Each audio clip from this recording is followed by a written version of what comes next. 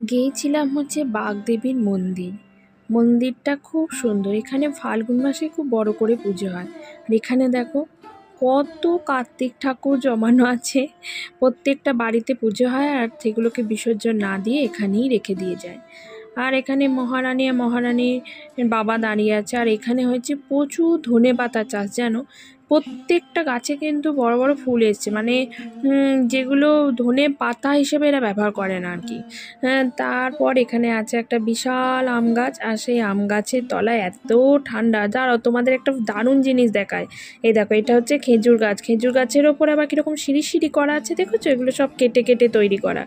এইখানে এরা খেজুরের রসের জন্য হাঁড়ি বাঁধে রাখে, আর তারপর সেখানে এক হাঁড়ি রস। আর সেই দোকান থেকে তো আমাদের আকাঙ্ক্ষিত খেজুর গুড়, নলেন গুড়, পাটালি গুড়, কত রকম না গুড় আমরা খাই। আর তার পরিবারটির জন্য তৈরির জন্য এই খেজুর গাছগুলোকে কতই না কষ্ট করতে হয়। আর এইটা হচ্ছে অসুর আকৃতির হ্রদ। এটা একসময় গঙ্গা ছিল, মানে এইদিকে গঙ্গা যেত। এখন গঙ্গার রুট অন্যদিকে হয়ে যাওয়াতে এটা একটা হ্রদে পরিণত হয়েছে। জায়গাটা কিন্তু খুব সুন্দর।